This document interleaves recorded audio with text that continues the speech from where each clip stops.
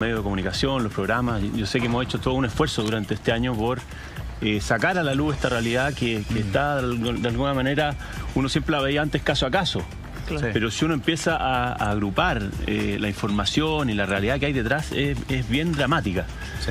Y en ese contexto nosotros con la diputada Marisela Santibáñez y una serie de nuestros equipos de asesores legislativos y las familias, las agrupaciones que de alguna manera se han armado detrás de estos casos que se arman, hemos logrado sacar adelante, yo creo que una propuesta para Chile, obviamente esto hay que discutirlo en el largo plazo, que permita estandarizar no solo los procesos, cómo se llevan a cabo por parte de las policías, de la fiscalía hacia adelante, sino que también cómo nos hacemos cargo de que esto no quede, digamos, en un concepto que hoy día existe, que es la presunta desgracia, que es un concepto bien etéreo y que de alguna manera se le asigna a cualquier persona que dice que no llegó o que no apareció, ¿te fijas? Entonces, la idea de este proyecto es hacernos cargo de esta realidad, primero visibilizarla. ¿Pero hay uno en aumento, sí, o es una percepción que uno tiene? ¿Pero qué dicen los números? Yo creo que primero hay poca información. Nunca se ha consolidado esta información ni se ha estudiado esto como un fenómeno global. Por lo tanto, efectivamente hay un avance en los números que hoy día podemos detectar. Sí.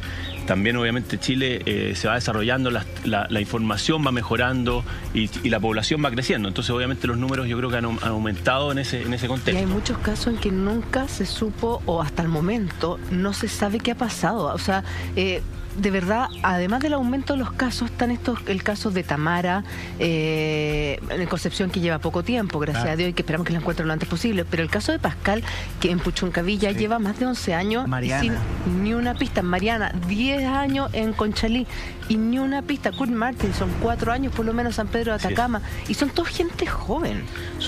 O sea, hay de todos los rangos etarios. El número es muy dramático, son 25.000 personas al año que se denuncian con este concepto de la presunta desgracia, de las cuales entre 800 y 1.000 nunca aparecen. Entonces, si tú eso lo llevas, digamos, a una población como la chilena, son casi 2 o 3 personas al día que desaparecen en Chile. 1.000 al año no. 1.000 al año nunca aparecen. Entonces, es un número muy, muy complejo. Obviamente estos casos son progresivos, hay personas que van apareciendo con los años y no es algo que sea, digamos, una foto. Esto es un video que lleva muchos años y se va desarrollando en el tiempo. ¿Hay un protocolo efectivo? Si eso es lo que pregunta, que no hacemos de repente. Esa es la pregunta y eso es lo que apunta el proyecto. Hoy día existe este concepto de la presunta desgracia, nosotros queremos definirla legalmente, primera cosa, o sea, que esto realmente se caiga en un concepto legal que tenga una consecuencia en los protocolos posteriores y después categorizar las presuntas desgracias, porque no es lo mismo, por ejemplo, que una persona con antecedentes médicos, Alzheimer, se pierda, a que se pierda, por ejemplo, una persona que tenga antecedentes de suicidas, por ejemplo. Claro. O una mujer de 8 años, no sé. O una estudiante. Por eso nosotros hemos definido... O Fernanda Maciel, una mujer embarazada, 7 meses y medio de embarazo. Claro. Así es. Y desaparece. Claro.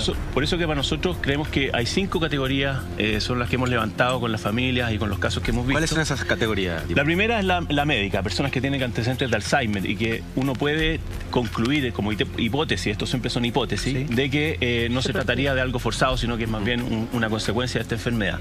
Después el suicidio, en caso de que haya personas que tengan antecedentes o intentos previos o alguna carta que haya dado señales en esa línea. Después el tema del accidental. Hay desapariciones o extravíos accidentales de una persona, por ejemplo, que va a la montaña en un grupo y uno puede concluir que va por ahí la línea de la tesis. Después está la más compleja y la más grave, que es la desaparición forzada. Sí. En el caso de alguien que uno no tenga ninguna arista investigativa como para concluir de que hay algo voluntario, por lo tanto se presume la intervención de terceros. Y la última, que tiene que ver con la mayoría de los casos, que es la evasión. Gente que... La voluntaria. Se va el viernes y vuelve el lunes. Exactamente. Y que cae en esta categoría, digamos, porque la familia se asusta y hace la denuncia. Claro. Pero eso es la mayoría de sus casos. Pero ¿cómo se va a llegar? Usted habló de los 5 pasos, pero ¿cómo se va a llegar a determinar que una persona fue sin su propia voluntad, a partir de, en el fondo, de la acción de terceros? Eso finalmente lo va a resolver la Fiscalía. Lo que nosotros estamos tratando de hacer es que en las primeras horas, digamos, en la primera etapa de este proceso, cuando se haga la denuncia, se pueda generar esta tesis investigativa que te va a generar, obviamente, protocolos distintos posteriores por parte de la Policía de Investigaciones o Carabineros. En el caso de los cerros será la CONAF o bomberos, no sé, todos los que participen en la búsqueda tengan más o menos una línea por donde ir desarrollando su trabajo. Pero está como poco profesionalizado. O sea, hoy día está súper poco profesionalizado. Ya desde el hecho de que la búsqueda de los que, ¿cómo se llama? Búsqueda de vehículos. Servicio encargo de búsqueda de vehículos. Ya, claro. Pero no, es de vehículo, pero esa misma es la que hace la búsqueda de personas. O sea, tú decís, si esto ha ido en aumento, son 1000 más o menos al año, entre 800 y 1000 las personas que no aparecen, entonces yo siento que está súper poco profesionalizado el tema. Entonces, mientras no se invierta en profesionalizar el tema, vamos a seguir en lo mismo. Eso es un poco lo que apunta este proyecto. Hoy día, yo quiero ser justo también, la policía, las policías, carabineros e investigación en general hacen una labor en base a los recursos que tienen. Y son bien, hay gente preparada, son profesionales, lo hacen, pero no hay una estandarización, ¿te fijas? Claro. Entonces aplican los protocolos a casos que son muy diversos. Y eso es un poco lo que apunta este proyecto. Esto no se trata de criticar, yo creo, que el sistema que existe y cómo hace su labor Carabineros y las investigaciones, sino que más bien estandarizar y darle herramientas que entre todos nos sumemos a construir este proceso para darle herramientas a estas búsquedas. A ver, ¿le parece que lo que lo plantea el diputado Kast es útil realmente en base a lo que hay? Hay términos que yo no estoy de acuerdo. El de que no es profesional la búsqueda. Aquí hay un protocolo de trabajo por parte de las policías y la fiscalía que ya está estandarizado. Ahora, junto con eso viene una pregunta y ojalá me la conteste. ¿Usted conoce el protocolo que desarrolla Carabineros con una presunta desgracia? ¿Sabe cuáles son los pasos, cómo se trabaja, cómo se investiga, cómo se aborda desde el primer minuto la presunta desgracia? He visto cómo se ha aplicado. Como se ha aplicado en ciertos casos, por ejemplo el de Normita, vi que se aplicó y no hubo una diligencia en las primeras horas, que yo creo que es lo que hubiera permitido, por ejemplo, encontrarla. Si uno hubiera ido, por ejemplo, a pedir inmediatamente las cámaras de video en la autopista. Exacto. O sea, yo creo que existe, no me cabe duda que existe en Carabineros hoy día un protocolo y algo que se aplica, pero creo que está poco claro y poco estandarizada la aplicación en distintas zonas. Lo veíamos general también la semana pasada con el hermano de Héctor, quien se perdió en San Pedro de Atacama, y que dice que finalmente los carabineros que están a cargo de la investigación, a cual lo cambiaron de locación, según tenemos entendido, lo primero que hizo fue apoderarse de la tesis puntualmente de esto fue, el tipo cometió una BIF, una violencia intrafamiliar, y se fue. Claro. Y de ahí no salieron, y la casa no se pesquisó en un mes. En un mes. Las tarjetas bancarias, ¿te acuerdas? Había pasado un mes. Eso es lo que nos cuenta el hermano de él. Quiero ir corrigiendo de a poco para que vayamos clarificando. Yo les recomiendo que en este proyecto el paso básico es ir a conocer lo que están haciendo las policías, a conocer todo un sistema que hay para la presunta desgracia, todo el protocolo que existe. No es llegar y dejar una denuncia por presunta desgracia y no hacer nada. Hay un protocolo estandarizado y pormenorizado. Segundo, en este proyecto están considerados nuevos recursos, porque si vamos a seguir con lo mismo, el recurso humano es escaso y está en miles de otras preocupaciones que son también importantes, pero más importantes en la vida. Estamos de acuerdo en eso. Pero junto con el proyecto hay que considerar los recursos, porque si no vamos a quedar exactamente igual.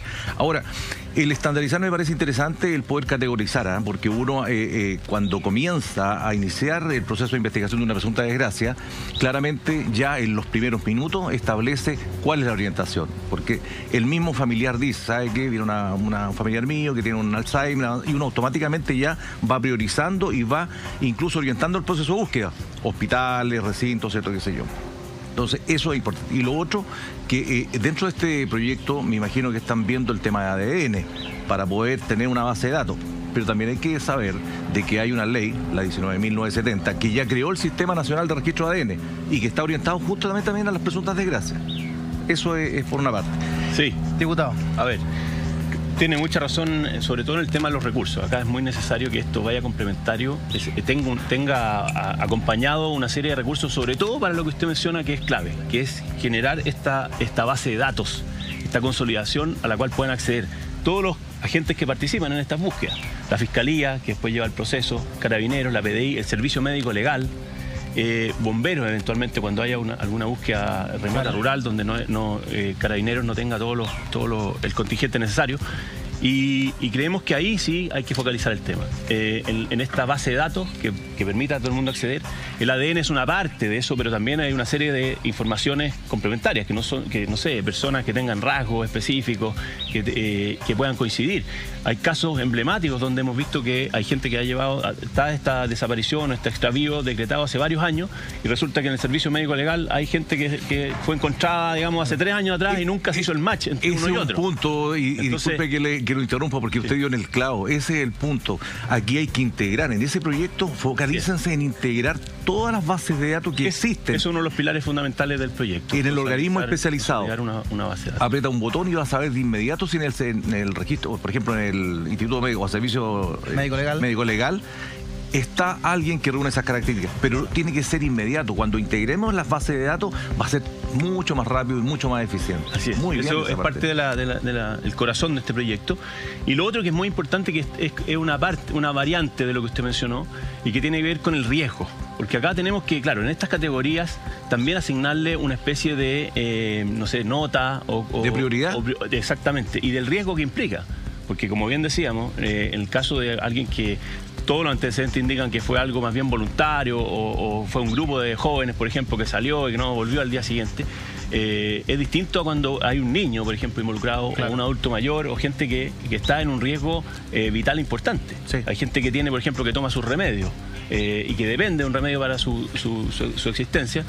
Si esa persona desaparece, obviamente que las primeras horas, las primeras diligencias, el riesgo que está en juego es muy distinto al de otros casos. Entonces, justamente son estas las categorías que queremos definir. Diputado, y en esta creación de este proyecto de ley extraviado, lo que están haciendo, me imagino también, es tomar contacto con familiares de quienes hoy día padecen esta situación, o sea, familiares de personas extraviadas, y que han sido durante este año, me imagino, muy mediáticas, como el caso de Fernanda Maciel. Han podido hablar con su mamá, ver cómo a cada uno de estos familiares le ha funcionado este protocolo que ya existe. Sí, no solo el contacto, sino que yo creo que hay que ser bien directo y claro. Esto nace de los familiares y nace de la sociedad civil, por decirlo, de las personas organizadas que han tomado esta iniciativa y nos han invitado a nosotros a enfrentar en conjunto este problema. Yeah. Nace de ellos todo este trabajo que llevamos varios meses, cerca de 6 meses trabajando con ellos en reuniones, viendo cuál es lo que a ellos creen que debería aplicarse. La experiencia también he hablado con Carabineros, o sea, esto es un trabajo que nace de la sociedad civil y de las organizaciones de los familiares. Se lo pregunto porque hace un tiempo la mamá de Fernanda Maciel, la señora Paola Correa, mandaba carta a la moneda, sí, desesperada, tratando de reunirse con la primera dama, tratando de que la escucharan un poco, tocando todas las puertas posibles, como una mujer desesperada que perdió a su hija, que estaba embarazada de 7 meses y medio y que no tiene ninguna respuesta ni por parte ni de Carabineros ni de la Policía de Investigaciones, que han estado a cargo los dos trabajando en este caso. Por eso le pregunto, ¿tuvo la opción de poder conversar con ella, de poder hablar con Paola Correa? Con ella en específico no lo hemos visto, pero hemos trabajado con la Fundación Kurt Martinson, que es la hermana de esta persona que se extravió, de Kurt, que se perdió en San Pedro de Atacama, con Normita, que yo represento al distrito de la Quinta Región, donde ella también sufrió este extravío. Entonces, hemos trabajado con, de alguna manera, quienes los mismos familiares han definido como esta representatividad, claro, que lideran estas fundaciones o agrupaciones de familiares de extraviados. Para ustedes profundizar en estos casos, diputado, y ver cómo opera el sistema hoy día, ¿cuál cree usted son las principales falencias que tiene nuestro sistema para abordar una desaparición de una persona? ¿Dónde estamos fallando principalmente? Yo creo que primero, como te mencionaba, en estandarizar la información y los procesos y categorizarlas, que yo creo que ahí es donde está la clave, porque Carabineros tiene toda la energía, tiene los recursos, tiene un protocolo de activación frente a este concepto muy generalizado, claro, que es la presunta desgracia. O sea, el primer error es categorizar, meter a todos en el mismo sistema, que es algo que obviamente que no funciona en todos los casos, o no hace suficientemente eficiente la búsqueda y la resolución de estos casos. Y no es un error que por un lado Carabineros y por otro lado la PDI vayan como por caminos independientes, siendo que los recursos siempre son escasos. Entonces, ¿no sería mejor como dejar profesionalizar a una de las dos, no sé cuál sería mejor, pero que los otros se preocuparan, en el fondo como que cada uno tuviera sus roles más marcados, en vez de ir los dos a la vez haciendo pericia, que finalmente muchas veces o llegan a lo mismo o no llegan a nada? Yo estoy muy de acuerdo contigo en que tenemos que hacer una mejor coordinación entre Carabineros en todo ámbito con la Policía de Investigaciones. No solo en el tema de extraviados, sino que debería existir una coordinación general en los protocolos que aplican. Y para eso creo que la base de datos consolidada va a permitir una mayor coordinación, porque si uno sabe que hay antecedentes, y no solo con la PDI Carabineros, sino que, como te mencionaba, con la Fiscalía también, que muchas veces desarrolla estas investigaciones cuando se presume que hay algún delito involucrado. Obviamente que ahí hay una coordinación que también hay que mejorar. Claro, porque hoy día Fiscalía, el fiscal es el que decide con quién va trabajando. Le pide una cosa a Carabineros, le pide otra a la Policía de Investigaciones. Entonces se lo puede ir pidiendo los dos. Entonces eso yo creo como que está medio desorganizado, ¿no? Es que por eso que el tema que lo encuentro interesante, yo insisto en categorizar, porque eso le pone un punto de inflexión, y lo he dicho. Y lo segundo es integrar. Porque independiente de la policía que sea la que inicia el proceso investigativo, tiene que tener integradas todas las bases de datos para que desde su posición pueda hacer ese barrido en los diferentes estamentos que existen. Y eso hoy día es deficiente, no está funcionando. No está coordinado, sí. Yo también creo que eso es uno de los grandes avances. Y bueno, y estas mismas riesgos, estas categorizaciones van a permitir activar protocolos y procedimientos distintos de acuerdo al caso a caso. Pero, por ejemplo, ¿van a poder exigirle, o está contemplado en este proyecto, a quienes tengan cámaras de seguridad que pasen esas imágenes? Se lo pregunto, ¿sabe por qué? Porque hace un par de semanas se perdió un joven en la comuna de Lo Barnechea. Y la misma familia mandó un comunicado diciendo, ¿saben qué? Por favor, hemos dado bote. A los vecinos de ellos les pedían las cámaras y algunos les pasaban, otros se resistían porque no sabían si era verdad o no. Las autoridades también le había pasado lo mismo. Entonces, como finalmente tuvo un final feliz, encontraron a su hijo en el cerro, había subido el cerro, y está bien y todo fantástico. Pero se encontraron con ese tope de que no todos estaban dispuestos a pasar sus cámaras. O las imágenes de las cámaras que podían detallar si efectivamente este joven había subido el cerro o no. Sí, eso es un problema que también se ha dado en otros casos emblemáticos, por ejemplo el de Normita, en donde hubo un problema con la solicitud temprana de las imágenes que existían a través de las cámaras de la autopista, que son concesionadas, tienen también una ley especial. O sea, estamos tratando también de ahí generar un complemento a esta ley, que como te digo, nosotros la vamos a presentar ahora, pero tiene todo un proceso de desarrollo, de discusión, donde pensamos invitar a todas las personas que saben sobre esto.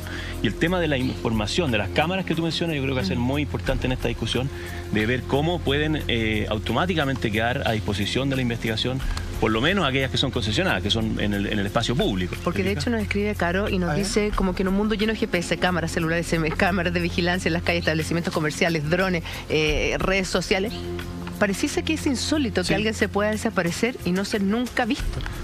Cada día es más difícil, por supuesto. Hoy día tenemos una cantidad de información dando vuelta y captura de lo que sucede en el espacio público muy, muy profunda, comparado con lo que existía hace algunos años. Yo le quiero preguntar, diputado, respecto de toda vez que una persona ha desaparecido, ¿ustedes consideran dentro del proyecto las intervenciones de civiles en la investigación? A ver, ¿a qué me refiero?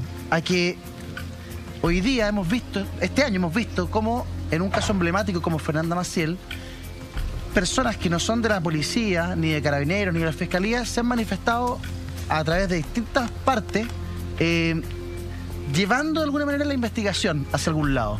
Hemos visto de gente que señala sospechosos, hemos visto de gente del entorno de la persona desaparecida que ha ido a ver cámaras, que después por los medios dice, yo sé que la Fiscalía tiene tal video, tal imagen.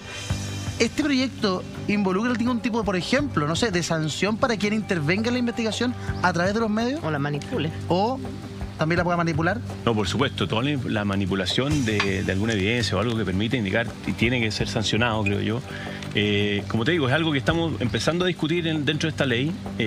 Yo sí creo que va a tener una moción de pedir también de que ojalá haya un complemento también eventualmente con investigaciones privadas, con gente que quiera aportar a la investigación y quiera acceder, por ejemplo, a la información por parte de las policías, obviamente con el permiso correspondiente, pero necesitamos integrar a la sociedad, porque esto no puede ser solo un tema de la autoridad y del Estado, pero sino que la sociedad hoy día tiene una capacidad de aportar a líneas investigativas mucho mayor de la que se ha usado hasta ahora. Pero ¿cómo la podemos integrar en algún momento, así como en Estados Unidos se hacía en la caja de leche? Acá incluso se hizo con las cuentas de luz, si es que no me equivoco, en alguna época. Y con la leche Pero también. ¿cómo se puede incorporar la tecnología y a toda la sociedad cuando vemos que, por ejemplo, la misma empresa de celular de un desaparecido se demora semanas en pasar la triangulación y en pasarle los últimos llamados. Así es. Y días y semanas que son vitales, o sea, porque claramente nosotros tenemos y hemos visto muchas falencias durante este año de las personas que han desaparecido, que tú dices, bueno, la policía puede estar haciendo su trabajo, pero va a la empresa y la empresa, no, es que mire, es que tiene que... Y finalmente, la última triangulación del teléfono puede ser fundamental para saber lo que pasó con una persona.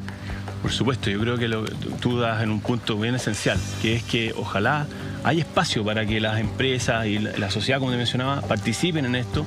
Nosotros hemos hablado, por ejemplo, con canales de televisión, a través de Anatel, que den algunos espacios para poder difundir imágenes de estas alertas o de estos casos que se activan. También hay casos internacionales muy emblemáticos como este de las cajas de leche, donde se repartían imágenes de personas extraviadas. Hemos hablado también con el Ministerio de Agricultura, que ya nos mostró su disponibilidad para poder incluir dentro del espacio que ellos tienen disponibilidad en ciertos medios de comunicación para difundir también imágenes. O sea, es clave el tema de la información y cómo fluye. La otra vez estuvo el senador Chaguán con nosotros hablando de este tema y nosotros al aire le ofrecíamos, hicimos un brainstorming al aire, entonces le ofrecíamos alguna idea. Le decíamos, por ejemplo, así como en las cajetillas de los cigarros, la mitad de la cajetilla es publicidad en torno a la prevención del cáncer o del daño que puede hacer un cigarro, también podría manifestarse en cualquier tipo de publicidad, en un estadio, en televisión, en radio. Nosotros dijimos, debiese volver el famoso servicio de utilidad pública, en que un canal debe, o una radio debe, cada cierto tiempo, emitir un llamado a la gente respecto a una persona desaparecida, y no una de connotación nacional como hemos visto en este tiempo, sino gente que no sale en los medios y que está desaparecida. Hay muchas familias que sufren en silencio justamente porque hoy día no están saliendo en la radio, no están saliendo en los diarios, no están saliendo en la televisión. ¿Le parece que podría incorporar esta lista, mezclar publicidad con el llamado obligatorio a una persona desaparecida? Yo estoy seguro que hay una disponibilidad por parte de la empresa y por parte de las organizaciones, aquellos que tienen un rol o una posibilidad de ayudar en esto, se han manifestado desde ya su disposición a ayudar. ¿Y por qué no se ha hecho? Yo creo que porque hoy día, como te digo, no existe una consolidación de este caso, de esta realidad que existe. No existe un ente. Las organizaciones funcionan en base a los aportes voluntarios, entre ellos están recién organizándose. Y yo creo que se requiere una coordinación para poder empujar estos temas, sobre todo con las partes privadas. Pero ¿sabes lo que pasa? Que yo creo que también tiene que ver con voluntades. Porque si nosotros, o sea, de verdad que con no voluntad... es solo voluntad, ni tiene que ser obligatorio. Sí, tiene que ser obligatorio por ley, porque si no, esta cosa no funciona. Queda libre albedrío. Tiene que ser obligatorio para los medios de comunicación exhibir las fotos de las personas extraviadas para que todo el mundo tome conocimiento. Pero si se deja libre albedrío... Eso es lo que pasa, porque una cosa es cuando es una obligación, que si no te ves como, no sé, castigado judicialmente si es que tú no lo cumples, pero yo siento que en Chile, si es que no existe un castigo de por medio, existe muy poca voluntad en todo tipo de ámbito de cosas, porque nosotros, no sé, por ejemplo, yo lo he comentado varias veces, a mí me llamó mucho la atención que en Lima, en el aeropuerto de Lima, están estas pantallas, una pantalla de televisión común y corriente, que todo el rato te está pasando en los pasillos, todo el tiempo te está pasando la joven 18 años desaparecida tal día y te da las características físicas. Entonces uno dice, a ver, esto no es recurso, esto es algo tan fácil como una pantalla, es claro, es voluntad de querer hacer las cosas. Entonces yo de verdad insisto que yo creo que más que una coordinación global tiene que ver con que en Chile nos hemos acostumbrado que si no te castigan, bueno, si total, bueno, si el de al lado tampoco lo hace, no pasa nada. Entonces, sí es voluntad al final. Sí, yo creo que obviamente que hay un tema de voluntad, pero yo separaría dos cosas. Primero, que es lo público. Obviamente los canales tienen un rol público, cumplen los medios de comunicación tienen un rol que cumplir, y el Estado también, de alguna manera, les entrega algo que ellos deberían retornar a la sociedad. En el caso de las empresas privadas, yo creo que esto tiene que ser a través de una coordinación y una cosa voluntaria. Uno no puede obligar a una empresa que disponga sus recursos para aunque sea un tema nacional, ¿te fijas? Claro. Pero yo creo que hay disponibilidad de ellos, la sociedad civil en general, las fundaciones y las empresas grandes no han mostrado abiertamente su disponibilidad a ayudar.